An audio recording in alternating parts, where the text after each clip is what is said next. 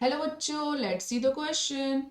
Hair present in the skin are epidermal in origin and made up of dead cells, epidermal in origin and made up of living cells, dermal in origin and made up of living cells, या dermal in origin and made up of dead cells. तो बालों की बात की गई है हमारे hairs की।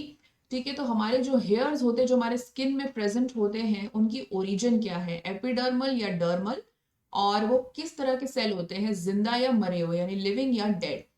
तो बात करें अगर स्किन की तो जो टॉप मोस्ट लेयर रहेगा वो एपिडर्मिस रहेगा और उसके बीनीथ जो लेयर रहेगा वो डर्मिस होगा।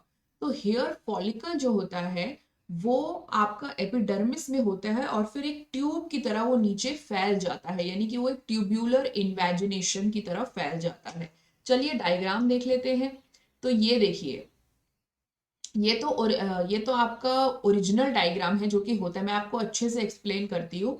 तो जैसे जो एपिडर्मिस होता है ना, यहाँ पे पहले जो फॉलिकल बनना चालू होता है, और ये फॉलिकल यानी जो हेयर फॉलिकल है जो यहाँ पे लेबल किया हुआ है आप देख सकते हो, बाल की जो फॉलिकल है वो क्या होता है ना, धीरे धीरे एक ट्यूब्यूलर इन्वेजिनेशन फॉर्म करती है, मतलब ट्यूब टाइप का गड्ढा जैसा फॉर्म कर लेती है और वो नीचे की तरफ जाने लगती है।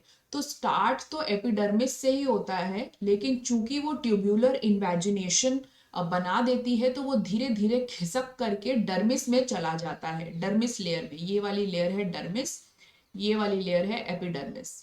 ठीक है, तो अगर आप ओरिजिनल पिक्चर में देखें तो आपको ऐसा लगेगा कि हेयर फॉलिकल तो डर्मिस वाले लेयर में आ रही है या फिर डर्मिस के भी नीचे आ रही है इनफैक्ट, लेकिन ऐसा नहीं होता। एपिडर्मिस में स्टार्ट होती है और फिर ट्यूबुलर इन्वेजिनेशन करते करते वो नीचे जाती है। तो ओरिजिन इसका होता है एपिडर्मल, एपिडर्मल ओरिजिन। और डेड सेल्स की होती है ये, ठीक है, these are made up of dead cells, not living cells. ये जिंदा नहीं होते, ये डेड सेल्स होते हैं। जो बाल रहते हैं ये केराटिनाइज्ड होते हैं ना, केराटिन इसमें होता है, तो ये डेड सेल होते हैं। इसीलिए आपने देखा होगा जैसे कई रियलिटी शोज में, या फिर जैसे नॉट रियलिटी शो, माफ कीजिएगा, जैसे सीआईडी वगैरह में आपने देखा होगा कि एक बाल से, जैसे ये बाल है मेरा, तो इस बाल से वहां पे दिखाता है कि फोरेंसिक लैब में हम टेस्ट कर लें, लेकिन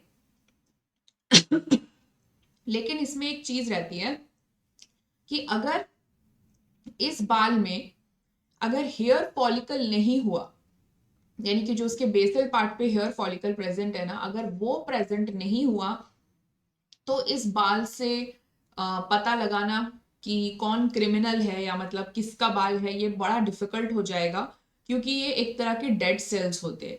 लेकिन जो इसके लोअर पार्ट रहता है, जो हेयर फॉलिकल है, जो थोड़ा वाइटिश वाइटिश दिखेगा आपको, तो वहां से पता लगाया जा सकता है। ठीक है, तो कट हेयर से नहीं पता लगा, जैसे अगर हम हेयर कट कराते हैं तो उससे नहीं पता लगेगा, लेकिन अगर टूटे हुए बाल हैं, निकले हुए बाल हैं, झड़े हुए बाल हैं, तो वहां पे फॉलिकल से पता लग सकता है। ठीक है, सो यहाँ पे वो होते हैं डेड सेल्स। सो कौन सा ऑप्शन सही बैठ रहा है बच्चों, epidermal in origin and made up of dead sales. So option A is the right answer. So best of luck.